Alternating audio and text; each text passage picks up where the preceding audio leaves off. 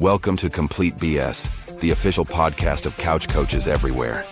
Not just football. It's every sport that ruins your parlay, wrecks your fantasy week, and still brings you back for more. Buzzer beaters, blown leads, and brackets and flames. Yeah, we're all over it. Unfiltered takes, armchair analysis, and enough bold opinions to fill a playbook. Hosted by Brien Schmuck, sports junkie, the Saban of stats and your official voice of, I could coach better than that. Let's go. Welcome, Couch Coach Nation. Before we dive into today's takes, I want to address something real. Last week, my I've Got Questions comment posted on social media and it blew up. Not because it was a brilliant take, but because it was negative. The algorithm loves infighting and it rewards chaos. And for me, that's not okay. In a world full of division, we should be using sports to connect, not tear each other down. You can say your favorite James Bond is Daniel Craig and nobody calls you a clown or bats an eye. But if you like a different offensive scheme or you question a team's scheduling, you're getting treated like you insulted someone's entire family. This is why Couch Coach Nation exists. It's not just a fan group, it's a standard. We don't do aliases, we don't do personal attacks, we debate and we don't destroy. We respect the game and each other. Because as men, if we can't talk sports without tearing each other apart, what does that say about the future of how we can connect at all? If you're here to elevate the conversation, you're in the right place. If you're here for cheap shots, there's 1,000 corners of the internet that are all for you. This isn't one of them. But now let's get to the games. Let's talk some football. For me, the best game of the day was Kansas State, Utah. You can always count on the Big 12 to deliver some drama and fireworks. Kansas State rushed for 472 yards and did not win. Over 1,100 yards of offense in the game. Utah got the win 51-47. The weekend was a bit of a letdown overall, I think, and it's to be expected with the slate of games that we had, but this was the first weekend of the season where I thought there wasn't a whole lot of interest from a team perspective. There were some great individual performances, but as a team, it was a blowout weekend. There were only two games where a top 25 team was playing that was decided by less than 10 points. The Kansas State-Utah game that I mentioned and TCU's upset of Houston. Even Wisconsin's upset of Illinois was a 17-point win. Next week, we've got all the rivalries. We'll get clarification on the Lane Kiffin saga, and I'm sure next Sunday we'll have a bunch of coaches getting fired. AV, what do you think about the weekend we just had? Yeah, you wrapped it up pretty good. I mean, there were some decent games. We all enjoy watching them. I watched it from beginning to end all weekend, but it lacked a little bit of drama. The Kansas State game was an excellent watch. That was back and forth. I don't know that a team's ever rushed for 472 yards and lost. It's probably happened, but I can't imagine too often. The Pittsburgh-Georgia Tech game was a good one to watch at the end of the night. That had some funky plays. Just for pure comedy, the Florida State-NC State game was probably worth watching on a Friday night when it's the only thing on. But yeah, it lacked drama, but individual performances, some things are starting to clear up for championship game matchups, getting ready for rivalry weekend. So, it was a good November weekend. So we'll start with Tennessee, Florida. Tennessee won 31-11. This game was over before it started. With as many injuries as UF had going in, how in the world was this a 3.5-point spread? Vegas is usually spot on, but I thought from the get-go that this spread was off, and it certainly was. Tennessee outgained the Gators 323-110 in the first half and had 19 first downs. Tennessee found the end zone on their first 4 drives. It was 28-0, and UF had only run 12 plays. UF was totally outclassed, and the sooner that they realize their next head coach is either Jed Fish or Alex Golish, the better the Gators will be and they can move forward. Lane's not coming. AB, what do you got? I'm not so sure Lane's not coming, but we'll see. I don't know where they turn if he doesn't. We talked about the lack of drama in the weekend, and this was one of those that it was just, like you said, over when it started. But I will say that I found something interesting in this game, and I don't know if it's a sign of bigger things or not. But so Tennessee was up 28-0 at the time, right? And they're going in at the end of half. They get the ball down inside the 10-yard line with like 20-something seconds and a timeout. He runs the ball twice, calls the timeout with 5 seconds, and kicks it. Like, he literally literally played for a field goal at the end of the half, quite clearly taking his foot off the gas. And then they didn't score again in the second half. It's 31-11. That ain't what you want to see from a head coach. And I don't know what's behind that. And maybe I'm making too much of it, but that was odd. And,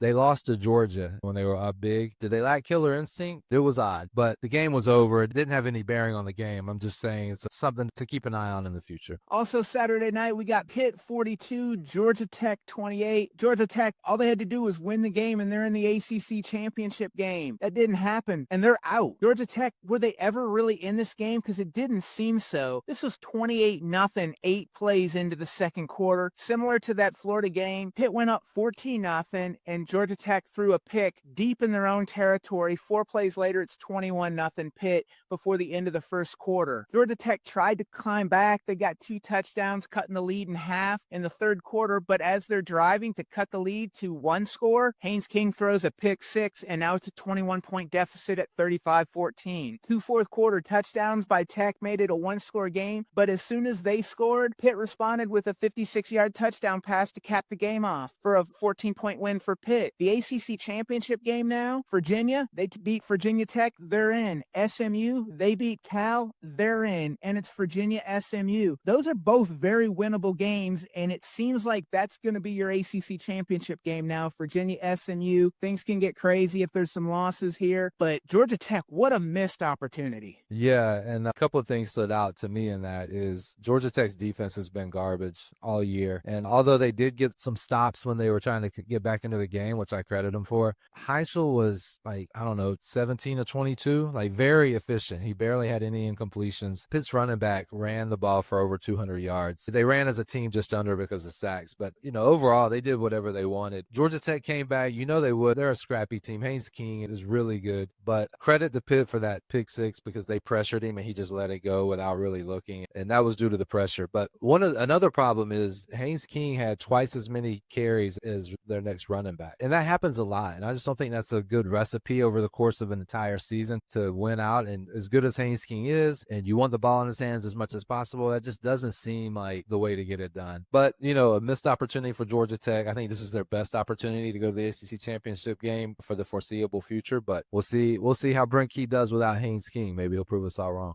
Absolutely. And midday, Oregon 42, USC 27. Early in the game, the two teams, they swapped touchdowns, but in the second quarter, USC punted to Malik Benson, and he took it 85 yards for a punt return touchdown. The second quarter interception thrown by USC, for me, was the defining play of the game. They had traded shots, but the combo of that punt return and now the interception to give Oregon the ball with a short field, they went up 28-14 with a touchdown, a 2-touchdown lead. From there, every time USC scored to cut the deficit to 1 score, Oregon answered with a touchdown. It's baffling to me how Lincoln Riley cannot get over this road-ranked opponent hump. Mekhi Lemon, great player. He didn't have the yards, but he did have 2 touchdown receptions, and he threw a touchdown pass. Oregon's tight end, Kenyon Sadiq, he's going to make a lot of money in the NFL. 6 catches, 72 yards, 2 touchdowns, and the rushing combo of Noah Whittington, 104 yards and a touchdown, and Jordan Davidson, 50 yards and a touchdown, was a big difference since USC couldn't run the ball, and Oregon was able to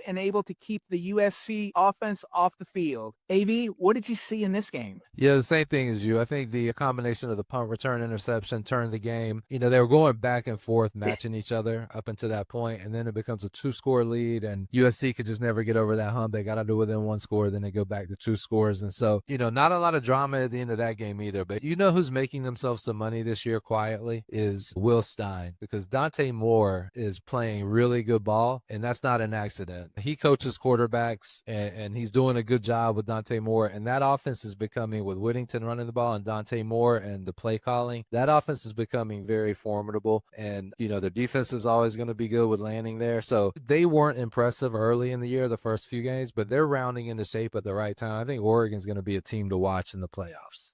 To your point about Will Stein, he's only 34 or 35 years old, but it's not just this year with Dante Moore. In today's world of college football and the transfer portal, he's showing a track record of getting it done. He did it with Bo Nix, who was a transfer, and Bo played better than he had played in his college career, and he goes on and is a first-round draft choice in the NFL. Then Dylan Gabriel transfers in, and he put Dylan Gabriel at another level for Gabriel to get drafted. Now enter Dante Moore this year, and he's doing it again. 3 different quarterbacks. If you're able to get that done and do it with players out of the transfer portal and be able to continue to elevate them and change over your roster and find the best player that's going to suit you, you're going to go a lot of places. You're going to win a lot of games. And Will Stein's definitely making his name for himself and making a lot of money in what he's going to be able to have as a head coach, possibly in a couple of weeks. Let's hand out some game balls. AV, you got a game ball to give out? I do, and you're not going to like it. It's your boy Arch Manning. Arch Manning's played his best game as a college quarterback probably 2 of the last 3 weeks. This week, he ran for a touchdown, threw a touchdown, and caught a touchdown. The rare trifecta. He accounted for 6 total touchdowns in their win over Arkansas. He's starting to play good ball. You know, he came in as a 5-star quarterback with a name, didn't start last year, struggled a little bit early this year. But, you know, if you just give him a normal progression, he could still end up being a very good college quarterback. And I think he's on that path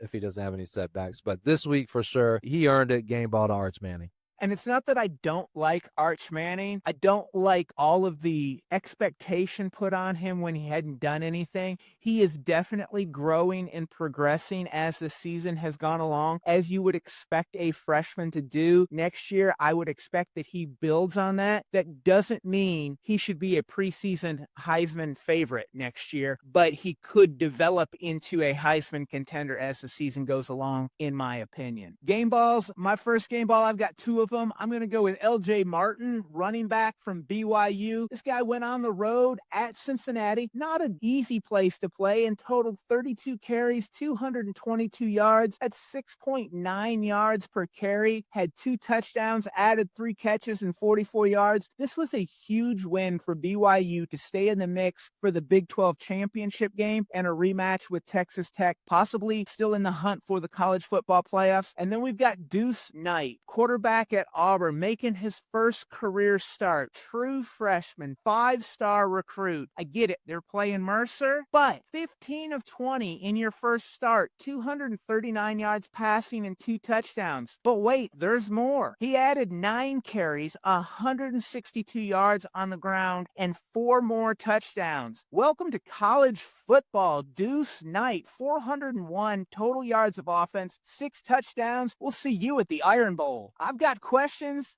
AV, do you have a question for anybody? Yeah, I've got questions. This might sound a little weird because I'm going to question someone who is highly regarded as one of the top, maybe attainable coaching prospects on the carousel this year, and that's Eli Drinkwitz. So Eli lost yesterday to Oklahoma. And by the way, Bo Friz was back. And when I saw his injury and his foot was like pointing the wrong way, I thought there was no way he'd be back this year. So shout out to him for toughing it out and you know, coming back and playing his heart out. But Missouri wins games, and they win a decent amount of games, and they've actually beaten Ohio State in a bowl game. But if you look back at that, that was an opt-out game, and they had someone you've never heard of playing quarterback. But they don't beat good teams. They don't beat ranked teams ever, like ever. So last year and this year, they're 0-4 against ranked teams, like 0-10 or so against combined the 2 years against ranked teams that finished the season ranked. Last year, they didn't beat a top 25 team or a team that had 7 wins or more. Their best win last year was against Oklahoma, who was 6-6. Against SEC teams who finished the year with an above 500 SEC record, he's 0-15. So I think there's a little bit of fool's gold there with Eli. I think he beats who he's supposed to, which is a high floor, but I think he's reached the ceiling. Here's the funny thing is he might be the leading candidate to replace James Franklin at Penn State, and he is James Franklin. It's really weird. Like, he wins games he's supposed to. He doesn't beat ranked teams. That's what they fire James Franklin for. And if they hire Eli Drinkwitz, I would have questions for them too. But my questions today are, Eli, are you really a good coach, or are you an average coach to just get average results stacked on top of each other? I don't know. Maybe he'll prove me wrong.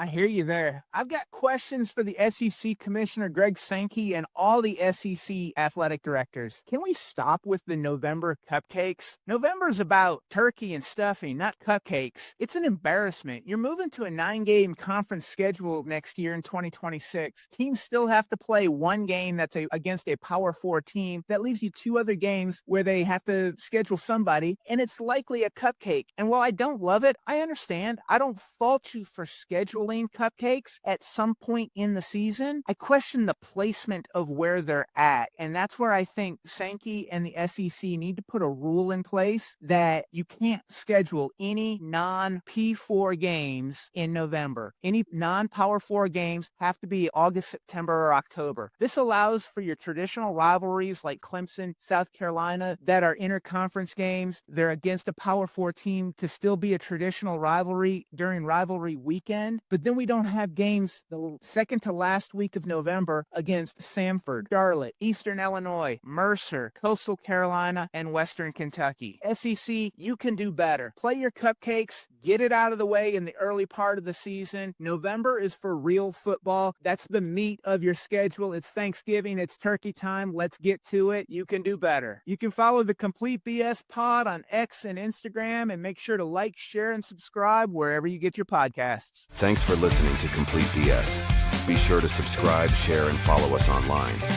And tell us what you think of this episode. Use hashtag CouchCoachNation, and let's keep the conversation going.